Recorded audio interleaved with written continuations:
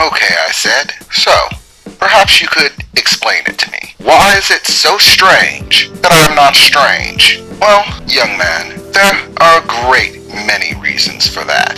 Some I can tell you, others I am strictly forbidden to do so. So, let me simply begin with this. That event that you experienced last night was not normal by any means or stretch of the imagination. Even in the realm of magic. Seriously, young man, you cannot even fathom it. You simply think you won a little game, got yourself a prize. But let me tell you, young man, you had best start getting comfortable with the idea of being tight-lipped about that event. If people in the magical world hear of those events, well, let's just say your life would rapidly become far from normal. This quaint little existence that you know would rapidly disappear. I mean, do you even realize who you beat in that game? My employer is not just a man. He is not just a powerful practitioner of magic. He is not simply a businessman, as he so elegantly puts it.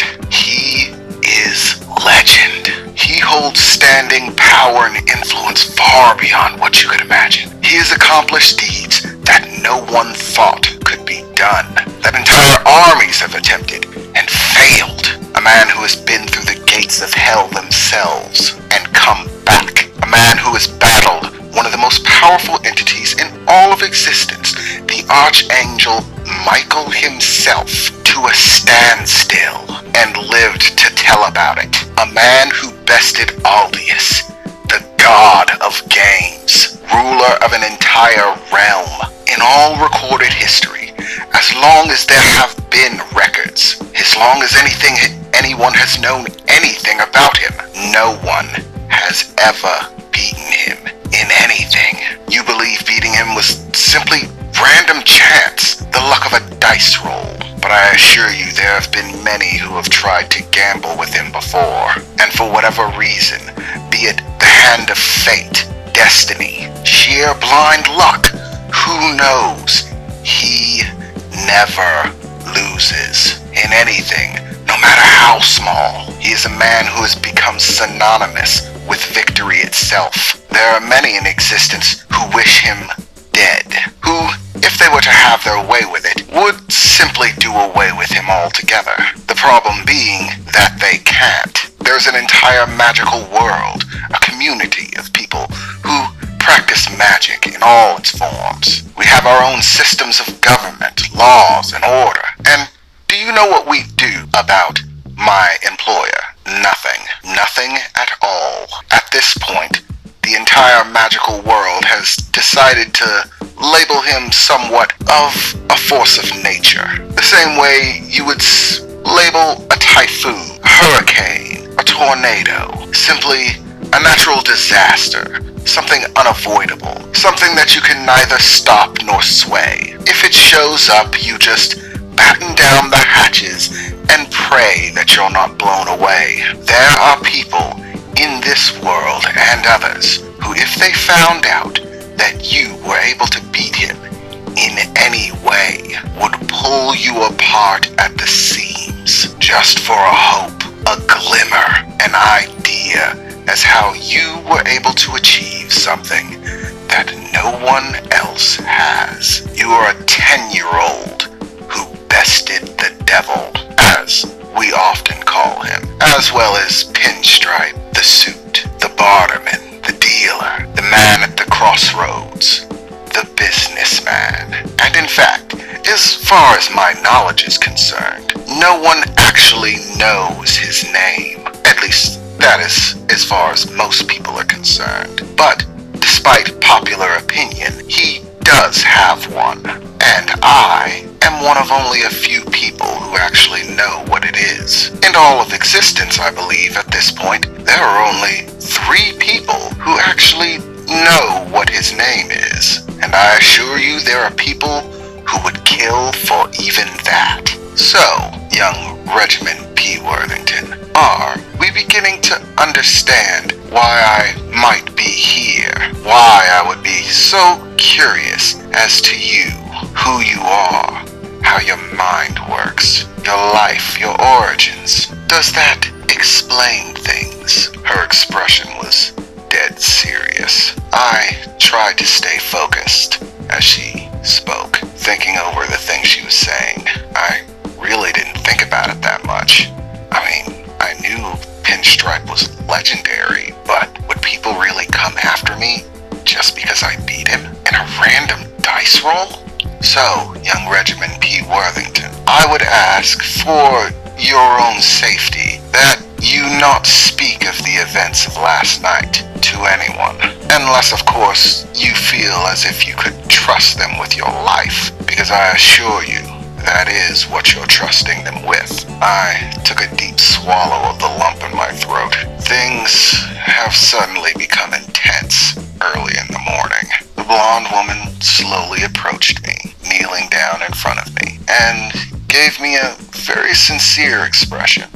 I know these stories that I tell you paint a very vivid picture of the man that I described, but let me tell you one of the most important things, the reason that I work for him. Above all else, my employer serves no one. There are many forces that conspire in the world that we exist in and in others to force one's hand, to say that you must play by their rules or the rules of their enemies, and refuse to allow any margin between the two. This is one of the reasons that my employer is legendary, why he has so many enemies, because he serves neither side, neither light nor darkness. He walks between the two, no matter the number of enemies, no matter the cost. He is neither consumed by darkness nor controlled by light. He, unlike nearly everybody else in the magical world, walks the line between, an untouchable type. Some say that his practices are evil, while many of those that he offers deals to would call him an angel, their saving grace, their salvation. No one can truly figure out what his agenda is.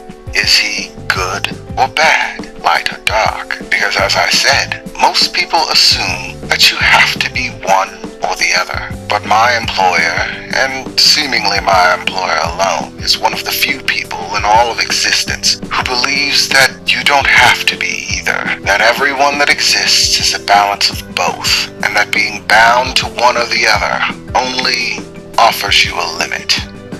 He is a man who I have seen do many cruel things. He has taken the lives of others, brought some pain and suffering far beyond the imagination, and yet he is also responsible for saving many countless lives and bringing joy and happiness to many others. He is a man who walks the line between. He has his own code of moral ethics that he and he alone abides himself by. There is no one powerful enough to enforce these rules upon him, to tell him what he can or can't do.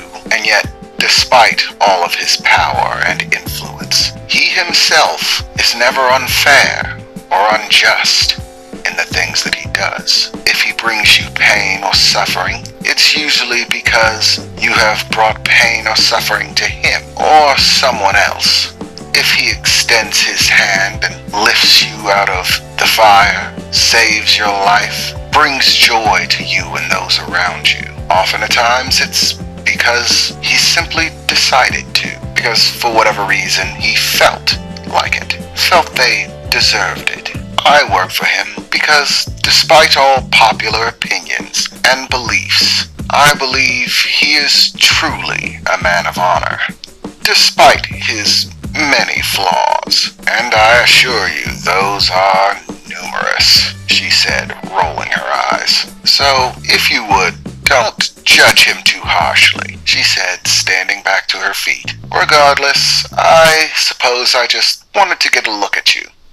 Something tells me that you, young Reginald P. Worthington, are going to do great things. You have a lovely morning, Mr. Worthington, she said, before announcing Venarium Acellara, and With a wave of her finger and a golden flash of light, a shimmering doorway of gold appeared, and with stride and grace she slowly walked through it, closing it behind her, and just as quickly as the door emerged, it dissipated into a shimmer of golden flake dust. And just like that, the morning madness came to an end. I breathed deeply, scratching my head.